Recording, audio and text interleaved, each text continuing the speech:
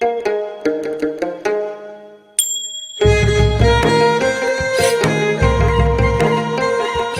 नेपालद्वारा तानसेन नगरपालिका पाल्पाको समन्वयमा तथा देववाणी संस्कृत तथा साधारण मावि, जनप्रिय मावि र लुम्बिनी मावि पाल्पाको सहकार्यमा उत्पादित यो कार्यक्रम ग्रिन तारा नेपाल, फेडो नेपाल र ऋण नेपालबाट संयुक्त रूपमा सञ्चालित स्ट्रङ गर्ल्स प्रोजेक्टको एक अंश हो। यसमा करुणा जर्मनी तथा जर्मन सरकार BMZ को आर्थिक सहयोग रहेको छ। कोभिड-19 को कारणबाट घरमै रहेका बालबालिकाहरूको पठन पाठनमा सहजता ल्याउने उद्देश्यले यो हेर्दै सिक्दै कार्यक्रम तयार गरिएको हो।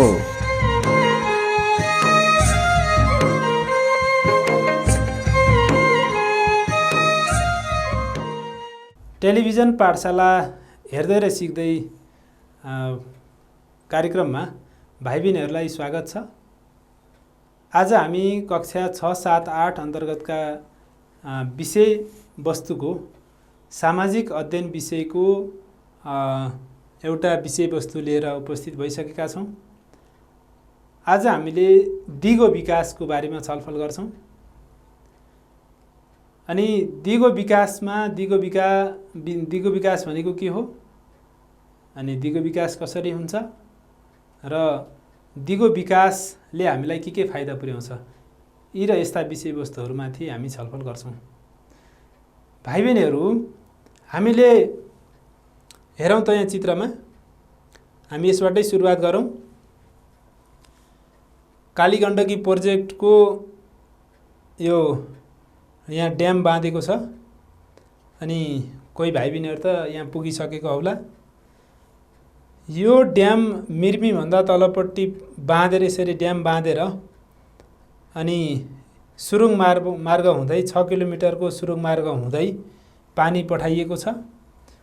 अनि यो एउटा विकासको असाध्यै राम्रो नमुना पनि हो र यो विकासको कारणले गर्दा अहिले हामीले एउटा गौरवको विषय, कालीगण्डकी प्रोजेक्ट नेपालको सबैभन्दा ठुलो प्रोजेक्ट छ भनेर भन्न पाइरहेका छौँ। 144 मेगावाट विद्युत उत्पादन हुन्छ। अनि यो विकासको कारणले गर्दा यो अब 100औं वर्षसम्म पनि रहिरहने भएको कारणले गर्दा यसलाई हामीले एउटा दिगो विकास, दिगो भनेको पछिसम्म रहने विकासको रूपमा हामीले लिन्छौँ। अर्को फोटो हेरौँ। अलि स्पष्ट भएन कि? रामदी पुल हो। अब रामदी यहाँ पुल राख्दा यसले खास पर्यावरणलाई पनि ठुलो असर गरेको छैन। अनि यसले यहाँ तलको पानीमा भएको जीवजन्तुहरूलाई पनि कुनै असर गरेको छैन। गाडीहरू यहाँबाट ओहोरदोहोर भइरहेको छ। यो बनेको लामो समय भइसक्यो। अनि यसको कारणले गर्दा यसबाट यो भागमा रहेका अथवा यो भागपट्टि रहेका धेरै लाखौं मानिसहरूले यो पुलको सेवा लिइसकेका छन्। अब यस्ता खाले विकासहरू जसले हाम्रो वातावरणलाई बिगार्दैन र लामो समयसम्म टिकिरहन्छ, लामो समयसम्म त्यसबाट हामीले फाइदा लिइरहन पाइन्छ, त्यस्तो विकासलाई हामीले दिगो विकास भन्छौँ। केही समयको लागि बनाइने आयोजनाहरू, केही वर्षको लागि हुने योजनाहरू, यसले हाम्रा पर्यावरण अथवा वातावरण पनि खलबल्याउन सक्छन् र लामो समयसम्म हामीले त्यसबाट फाइदा लिन नपाउन पनि सक्छौँ। त्यसकारणले पनि यस्ता ठुला आयोजनाहरू, दिगो विकासको आयोजनाहरू हामीले सञ्चालन गर्न सक्यौँ भने मात्रै यसले फाइदा गर्छ। फाइदा एउटा वातावरणको लागि फाइदा, अर्को मानव जीवनको लागि फाइदा। अब वातावरणलाई बिगारेर अनि वातावरण हामी मास्दै गयौँ, वनजङ्गल फडानी गर्दै गयौँ, भएको पृथ्वी जमिनहरू बिगार्दै गयौँ भने फेरि त्यही पृथ्वीले नै, त्यही वातावरणले नै मानव जीवनलाई फेरि अस्तित्वमा लोप गराइदिन पनि सक्छ। त्यसकारण मानव अस्तित्व पनि बचाउन र वातावरण पनि बचाउन, दुवै पक्ष बचाएर सही ढङ्गले अगाडि बढ्नको लागि हामीले दिगो विकासको अवधारणालाई समेट्नै पर्छ। अबका योजना भनेका दिगो विकास अन्तर्गत रहेर मात्रै कार्यान्वयन भएको हुनुपर्छ। अब दिगो विकास भनेको के हो त? त्यसो भए हामीले अघि फोटो हेऱ्यौँ नि, दिगो विकास, the process of positive change is called development. पहिला विकासको परिभाषा छ यहाँ। सकारात्मक परिवर्तनको प्रक्रियालाई विकास भनिन्छ। Sustainable development is process of positive change but long lasting or durable one. फेरि हेरौँ, sustainable development is process of positive change but long lasting or durable one. अब विकासको परिभाषा हामीले हेरेका थियौँ अघि। प्रोसेस अफ पोजिटिभ चेन्ज कुरा एउटै आएको छ यहाँ, सकारात्मक परिवर्तनको प्रक्रिया हो। त्यसमा पनि के हो थपिन पर्यो, यसमा लङ लास्टिङ भनेको लामो समय र लामो समयसम्म टिक्ने खालको योजनाहरू छन् भने हामीले त्यस्तो योजनालाई दिगो विकास भनेर भन्छौँ। Thus, any achievement that can be maintained over the time without damaging the environment can be termed as sustainable development। जुन विकास आयोजनाहरू वातावरणलाई बिगार्दैनन् र लामो समयसम्म टिकिरहन्छन् भने त्यस्ता योजनाहरूलाई हामीले दिगो विकास भनेर भनिन्छ। अब युएनओले एउटा परिभाषा दिएको छ। युएनओको परिभाषा हेरौँ त, development that meets the need of the present without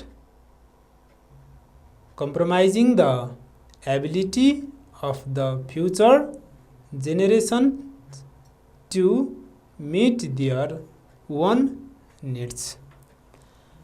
जुन विकास आयोजना वर्तमानको आवश्यकता हो त्यसले भविष्यका सन्ततिहरूलाई पनि त्यसले फाइदा पुर्याउँछ भनी त्यस्तो विकास आयोजनालाई हामीले दिगो विकास भनेर भन्छौँ। अब यसको एम उद्देश्य के छ त हेरौँ त। दिगो विकासका उद्देश्यहरू, to help in poverty alleviation, गरिबी निवारणमा सहयोग गर्ने। To help in poverty alleviation. अब ठुला ठुला विकास आयोजनाहरू सञ्चालन गर्ने जसबाट हामीले वातावरणको ख्याल राखेर सञ्चालन गर्ने हो भने त्यहाँ रोजगारीका अवसरहरू सिर्जना हुन्छ। रोजगारीका व्यापक रूपमा रोजगारीका अवसरहरू सिर्जना भइसकेपछि हाम्रा गरिबी निवारणहरू पनि हुँदै जान्छन्। भनेको ठुला उद्योगबाट सस्तोमा सामान उत्पादन हुन्छन्, हामीले सस्तोमा उपभोग गर्न सक्छौँ। त्यो भयो भने गरिबी निवारण पनि क्रमशः हुँदै जान्छ। अर्को हेरौँ, to have effective conservation of environment, प्रभावकारी रूपमा वातावरण संरक्षण गर्ने। To make a rational utilization of means and resources, स्रोत र साधनको उचित प्रयोग गर्ने। To achieve high stable and sustainable economic growth, स्थायी रूपमा उच्च आर्थिक वृद्धि गर्ने। भनेपछि हाम्रो यो दिगो विकासको अवधारणाका उद्देश्यहरू, एउटा गरिबी निवारणमा सहयोग गर्ने भयो, अर्को प्रभावकारी रूपमा वातावरण संरक्षण हुने भयो, स्रोत र साधनको सही रूपमा प्रयोग हुने भयो, दुरुपयोग हुने भएन, र अर्को स्थायी रूपमा उच्च आर्थिक वृद्धि हासिल हुने भयो। यो कारणले गर्दा पनि दिगो विकास भन्ने कुरा एउटा असाध्यै राम्रो कुरा रहेछ है। अब हामीले यसबाट पनि परिभाषा हेर्न सक्छौँ। दिगो विकास भनेको जुन विकासको कार्यले पर्यावरणलाई बिगार्दैन र लामो समयसम्म टिकिरहन्छ भने त्यस्तो विकासलाई हामी दिगो विकास भनेर भन्छौँ। त्यसकारणले पनि यो उद्देश्यमा पनि अर्को गरिबी निवारण, वातावरण संरक्षण, स्रोत र साधनको प्रयोग र स्थायी रूपमा उच्च आर्थिक वृद्धि हासिल गर्ने, धेरैभन्दा धेरै पैसा कमाउने अथवा धेरैभन्दा धेरै सामानहरूको उत्पादन गर्ने, यो खालको गतिविधि चाहिँ हाम्रो दिगो विकासको अवधारणाले बताउँछ। एकपटक यो हेरौँ त, सस्टेनेबल डेभलपमेन्ट भित्र के कुरा पर्यो। सस्टेनेबल युज अफ रिसोर्सेस, दिगो रूपमा स्रोत र साधनको प्रयोग हुनु पर्यो। सेल्फ म्यानेज्ड, अब आफै व्यवस्थापन अथवा राम्रो व्यवस्थापन हुनु पर्यो। यसमा इम्फेसिस अन सोसल जस्टिस, सामाजिक न्यायमा ध्यान दिएको हुनु पर्यो। Eco friendly and balanced development, अब वातावरणलाई पनि जोगाउँदै अनि हामीले काम गर्नु पर्यो। यो भयो भने मात्रै दिगो विकास हुन्छ। अब दिगो विकासका महत्त्वलाई पनि सरसर्ती हेरौँ त। दिगो विकासको महत्त्व, importance of sustainable development. Sustainable development preserves environment. दिगो विकासले वातावरण संरक्षण गर्छ, वातावरण जोगाउँछ। It brings harmony between nature and population, जनसङ्ख्या र प्रकृतिबीच सद्भाव कायम राख्छ अथवा समानता कायम राख्छ। फेरि हेरौँ, it brings harmony between nature and population, जनसङ्ख्या र प्रकृतिबीच सद्भाव कायम राख्छ। हामीले प्रकृति मास्दै गयौँ भने प्रकृतिले हामीलाई मास्छ, अनि प्रकृतिलाई हामीले संरक्षण गर्दै गयौँ भने मात्रै हाम्रो अस्तित्व कायम रहन्छ। अब हामीले हाम्रो अस्तित्व जोगाउनको लागि पनि वातावरण जोगाउनै पर्छ। अर्को नम्बरमा हेरौँ, it emphasise on local small and technical projects of development through public participation. साना र स्थानीय प्रविधिमुखी विकास निर्माणमा जोड दिई जनसहभागिता बढाउनु पर्छ। फेरि हेरौँ, it emphasise on local small and technical projects of development through public participation. जनसहभागिताको आधारमा अनि साना साना आयोजनाहरू सञ्चालन गर्यो भने पनि हाम्रा वातावरणहरू जोगिँदै जान्छ। अर्को नम्बरमा हेरौँ, इट इम्पावर्स अर्ग्यानिक एग्रिकल्चर। यसले जैविक खेतीलाई जोड दिन्छ। अहिले पछिल्लो समयमा विषादी नराखेका खानेकुराहरू खानुपर्छ भन्ने व्यापक रूपमा जोड दिइरहेको छ नि। किन? हामीले विषादी राख्यौँ भने जीवजन्तुहरू र किरा फट्याङ्ग्राहरू मर्दै जान्छन्। त्यो मरेका किरा फट्याङ्ग्रालाई अरू चराचुरुङ्गीले खान्छन्, चराचुरुङ्गी मर्छ, चराचुरुङ्गी मरेकोलाई फेरि अर्को चिजले खायो भने त्यो पनि मर्छ। भनेपछि हाम्रो पारिस्थितिक प्रणाली छ, जुन एउटा सिक्रीमा एउटा चेनको टुक्रा हट्यो भने सिक्री हाम्रो घाँटीमा अडिन सक्दैन। त्यस्तै यो पृथ्वीमा पनि सम्पूर्ण जीवजन्तुहरू एक अर्कासँग अन्तर सम्बन्धित छन्। जस्तै बाघले पनि जङ्गली जनावरहरू खाएर बाँच्छ। यदि जङ्गली जनावर नै सकियो भने बाघ पनि सकियो। त्यस्तै हरेक जीवजन्तु जनावर एक अर्कासँग अन्तर सम्बन्धित भएको कारणले गर्दा हामीले हाम्रा कारणले यो विषादीयुक्त चिजहरू विषादीहरू खेतीबारीमा हाल्दै गयौँ भने यसले सम्पूर्ण पारिस्थितिक पद्धतिलाई खलबल्याउने काम गर्छ। त्यसकारण पनि हामी जैविक खेतीलाई जोड दिनुपर्छ भन्ने कुरा पनि यो दिगो विकासको अवधारणा अन्तर्गत आएको कुरा हो। यसले राष्ट्रिय अर्थतन्त्रलाई टेवा दिन्छ। इट प्रमोट्स नेसनल इकोनोमी, किनभने राष्ट्रिय अर्थतन्त्र अथवा देशको सम्पत्ति धेरै बनाउनको लागि त्यहाँ रोजगारीका अवसरहरू धेरै हुनु पर्यो, उद्योग धन्दा कल कारखानाहरू धेरै खुलेको हुनु पर्यो, अनि त्यस्तै गरी त्यहाँ यो प्राकृतिक स्रोत र साधनको सही उपयोग भएको हुनु पर्यो। यी चिज भयो भने मात्रै देश धनी र सम्पन्न बन्छ। एउटा नोट हेरौँ त। अब दिगो विकास अन्तर्गत दिगो विकासले वातावरण मैत्री विकासलाई जोड दिन्छ। 1980 को दशकदेखि यसको अवधारणा आएको हो। 1983 मा संयुक्त राष्ट्रसङ्घको महासभाले दिगो विकासलाई परिभाषित गर्यो। जर्ज ब्रुटल्यान्ड आएको घोषणापछि हाम्रो साझा भविष्य नामक प्रतिवेदन 1987 मा संयुक्त राष्ट्रसङ्घको महासभाबाट पारित भयो। यसपछि मात्रै दिगो विकासको अवधारणा आएको हो। भाइ बहिनीहरू, यसलाई मैले अतिरिक्त विषयवस्तुको रूपमा लिएर आएको छु। दिगो विकासले वातावरणलाई जोड दिन्छ। 1980 देखि यसको अवधारणा आएको। संयुक्त राष्ट्रसङ्घको महासभाले 1983 मा परिभाषित गरेको। जर्ज ब्रुटल्यान्ड आएको घोषणापछि साझा भविष्य नामक प्रतिवेदन 1987 मा संयुक्त राष्ट्रसङ्घको महासभाबाट पारित भएपछि यो दिगो विकास भन्ने कुरा चाहिँ व्यापक रूपमा आएको हो। अब यसपछि हामीले दिगो विकासको बारेमा केही न केही अवश्य बुझेको हुनुपर्छ। हामी यसपछि होमवर्कतिर लाग्छौँ। त्यसभन्दा अगाडि एकपटक फेरि दिगो विकास भन्ने शब्दको अर्थलाई सम्झौँ त। दिगो भनेको पछिसम्म रहने, भविष्यसम्म रहिरहने, भविष्यसम्म टिकिरहने यस्तो विकासलाई हामी दिगो विकास भन्छौँ है।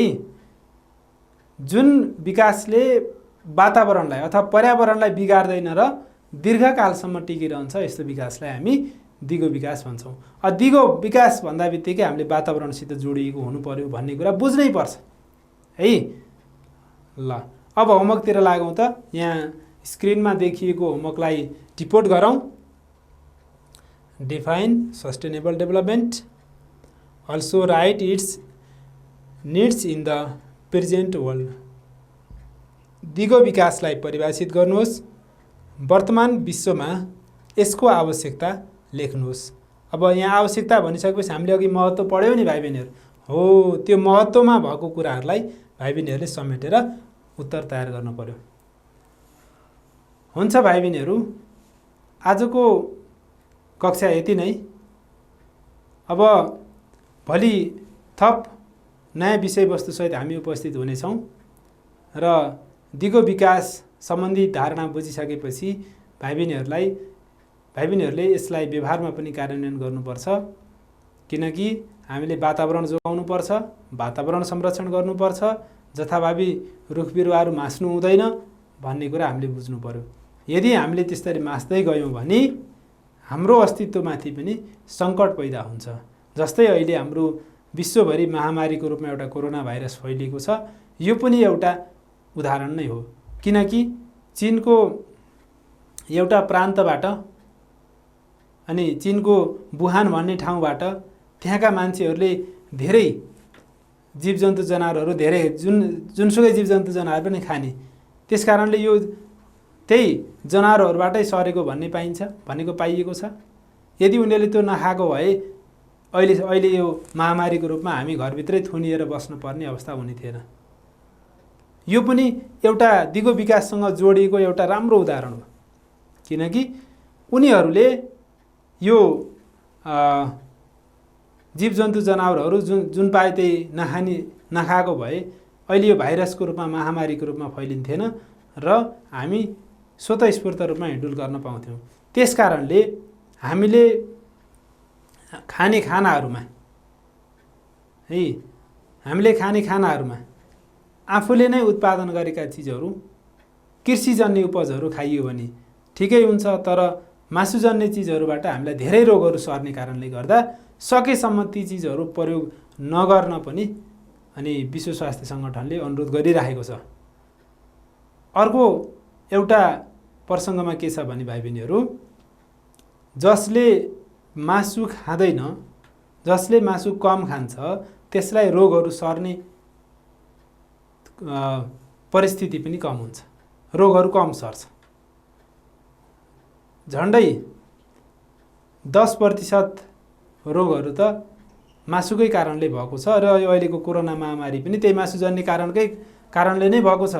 त्यसकारणले हाम्रो यो दिगो विकासलाई ध्यान दिने हो भने हामीले आफ्नो अनुशासनलाई कायम राख्दै वातावरणलाई जोगाउनुपर्छ।